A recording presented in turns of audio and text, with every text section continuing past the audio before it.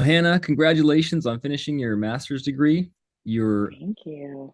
you already had a lot of things going in your life, but what did you do to celebrate Oh completing my this program? goodness. Well, I think I emailed you about this, but we had a fake graduation ceremony. I invited um I don't know, it was probably a little more than 20 folks who really supported me and encouraged me throughout the 2.5 year journey of working on this program. And I like got dressed in my regalia. My dad used to be a president of a Bible college, and so he had his presidential. And I mean, he has his doctorate, so he had all of his regalia as well, and like his huge like presidential medallion that he would wear. Oh, he has a And medallion. he gave like a very short little speech at the beginning, and then my husband played pomp and circumstance, and I walked through the kitchen and the living room, and I mean, everyone's like dying laughing and cheering loudly, and it was really fun. So anyway, he made up this whole spiel about like, by the power of Redemption Seminary and blah blah blah. I unofficially hand this to you. And That is great. anyway, it was really sweet. He got choked up and started crying, and I was like, Dad, this is not Yeah. No, this is not time for tears. This is supposed to be funny. But anyway, and then it was just a big old party, and it was a really, really sweet evening where I got to go around and thank everyone individually for specific ways that they supported me through the process. And I asked people to, I'm like, we're celebrating, or I'm celebrating the fact that I finished this, but we all have something to celebrate tonight, whether it's, your daughter scored two soccer goals this morning at her game, or, you know, you just got a clean bill of health on a scan when you used to have cancer. Like we really had that range in the room that night. And so I asked everyone to go around and to give a toast to just one thing that they also were celebrating that night. And anyway, it was, I mean, truly one of the best nights of my life. It was a blast. that's great. Yeah.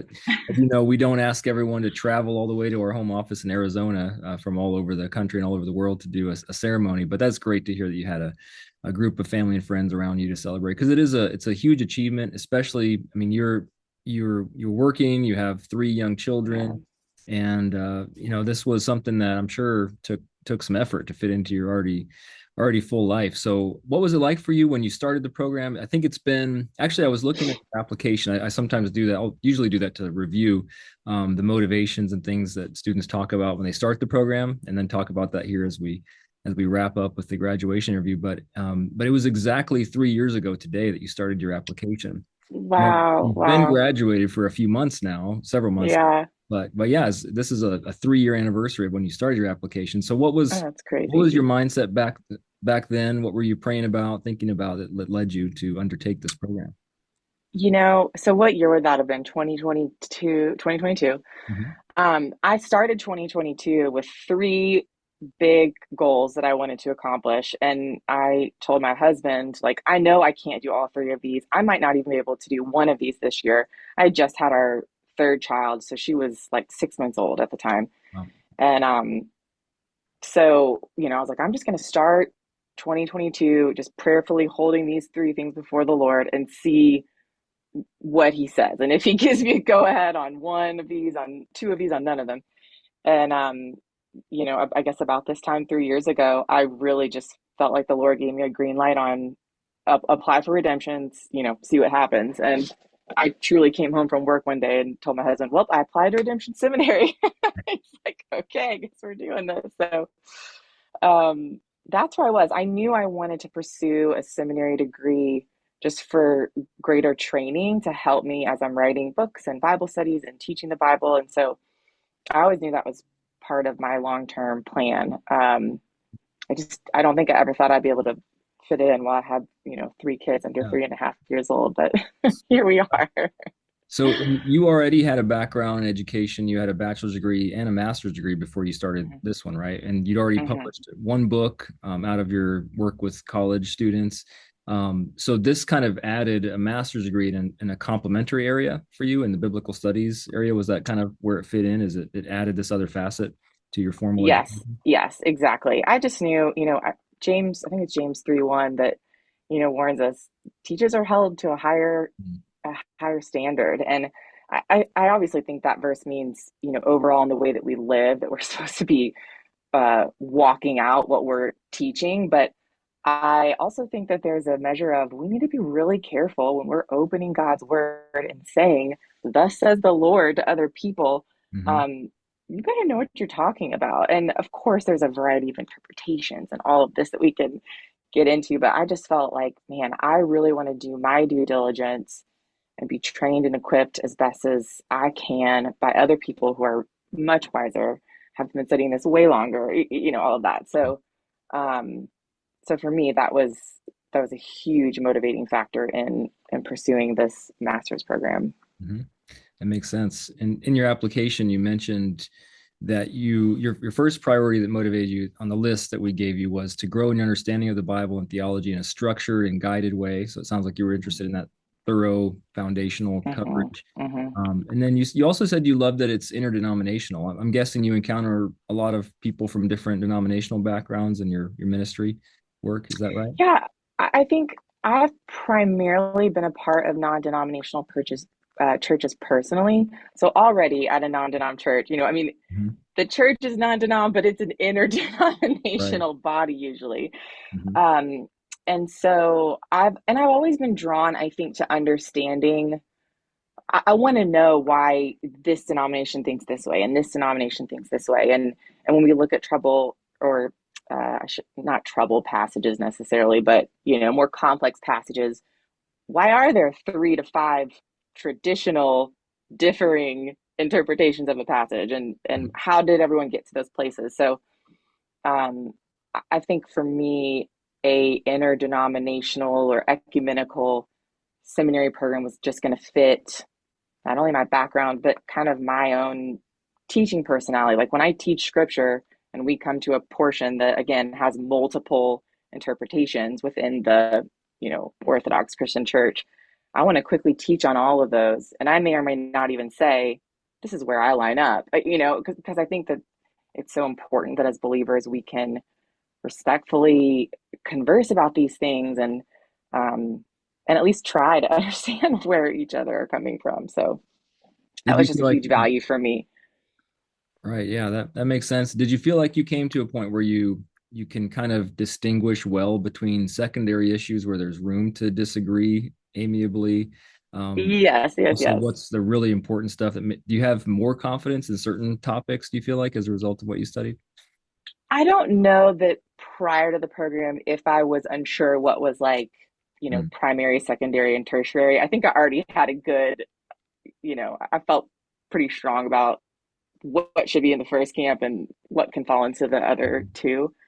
Um, but I certainly think through the program, I have way more tools and knowledge of like where to go when I am exploring, well, really any three of those areas. But, um, I feel much more equipped to go, okay, yeah, let's talk about that passage. These are the three most common interpretations, and this is why. And Right, yeah, yeah, so you've got the resources where you know where to go to explore it and exactly. be able Yeah, to exactly. teach it. Yeah. Was there any particular course that you felt like had the most benefit and most value for you, or even just that you enjoyed the most out of all of them? Gosh, I genuinely, I mean, I really enjoyed all of the classes.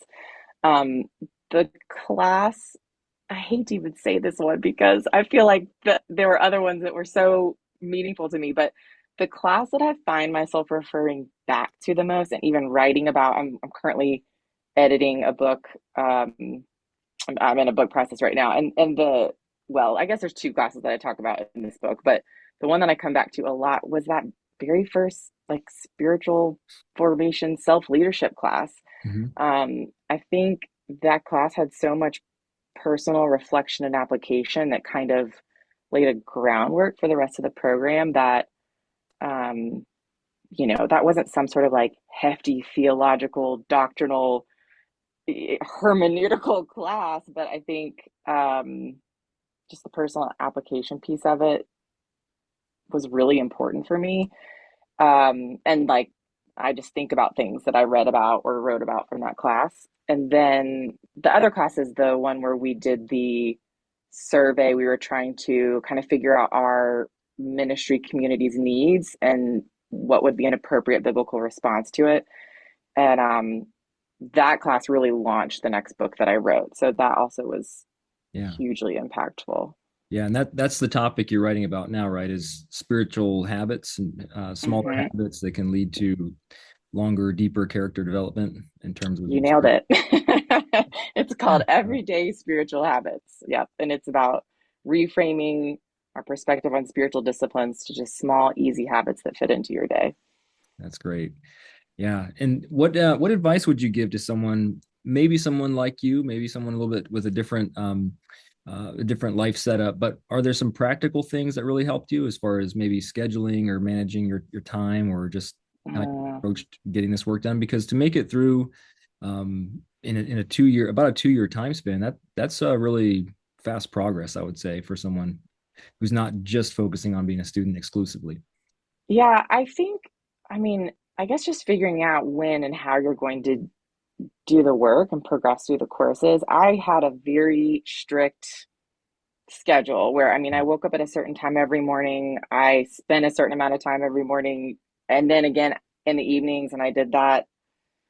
I mean, it wasn't exactly 6 days a week, but roughly 6 days a week. And I just kind of found my rhythm. I also found I really like to do probably about 4 weeks of a course in advance before I actually started meeting with my mentor professor. Um, and then I even built in 2 breaks where, like, over Christmas, I wasn't having to do any work or even early January. So, but that is the way I'm very type A. Like, I have block scheduling in my calendar. I'm already juggling, a couple different jobs and kids and homeschooling and like Mhm. I've got enough going on that I've learned how to really dial in my own schedule. So for me, once I really figured out when I would do the work and what my personal deadlines would be for each course, Mhm. it's kind of just like a paint by numbers as far as like I just had to show up when I said I was going to show up and do the work. And Yeah. um, So is anyway, so I, So you thought about your goal of like when you wanted to finish it by, and then you scheduled in those blocks of times and just stuck to it. That sounds yeah, like yeah, a good working plan. And I always ask too, it's interesting to hear. Some people like to do the concurrent method where they're overlapping a little bit, meeting with a mentor professor while they're finishing up a course. And it sounds like you kind of split it. You've got 4 weeks ahead, and then you started. yeah, Yeah, so some people prefer to do the entire course at a time, but I find that those students tend to maybe take more time to wander through some topics that might come up along the way. And in your case, it yeah, sounds like you were like, all right, this is my time to do my schoolwork and just yeah, make your plan and work the plan was basically what it sounded like. yeah, yeah. And I think working ahead, there's pros and cons to it. One of the pros for me was that even though, I might be meeting with a professor and talking about something I did a month ago, sometimes even longer, I Mhm. still would review 1 or 2 days before my meeting. And so for me, it was a way to kind of um, reinforce what I had already learned. And I mean, the learning process, I have a great short-term memory, but to really get something stuck in my brain long-term, Yeah. I have to work really hard. And so for me, I knew that if that was my process, it would just be another place where I would be trying to reintegrate that, Mhm. knowledge I had gained a while back. So I liked that. Right. Because I think if I had done it all at the same time, I mean, just week by week with the mentor professor meetings, I think I would have lost more info than I did. Hopefully, I retained more That doing makes it sense. this Yeah. way. You have But better at the same time, they might ask a question. I'd be like, "Yeah, I thought about this about 4, 5, 6 weeks let ago. me refresh my memory. But Let me that try and process of get back reviewing it there." definitely will help you remember and use it more down the road because Yeah, sometimes if you're just going through a linear class like okay I'm thinking about this topic right now talking about it in 2 days there's only a 2 day span in which you're even thinking about that right, topic it's less likely right. right to stay Yeah, with you so yeah, I'm totally. talking to you as a person with a master's degree in education so I know you know this but yeah so you've completed your master's degree. We can look forward to seeing that on the bio, on the back cover of your next book, I'm Yes, guessing. yes. Yeah, that's great. That's fantastic. And anything else that lies ahead for you and your family in the next phase of life? I'm hoping to start my PhD in biblical exposition. The plan was this fall, which is still an option, but I might wait until early next year Great. before pulling it off. I kind of need to see how some other things are falling into place for the rest of this year, but Fantastic. that's the plan to get that terminal degree. That's So, great. Well, Lord willing. yeah. Well, I'm glad to hear, just how you reflected on your celebration ceremony. It sounds like there's people around you that are pulling for you, rooting for you, and Yeah. supporting you. And you've got even your dad. He has his doctoral degree as well, and so yeah, I think that can be a key factor. And just look forward to seeing how the Lord will lead you into that next phase and the great things that'll happen next as you keep walking with Him.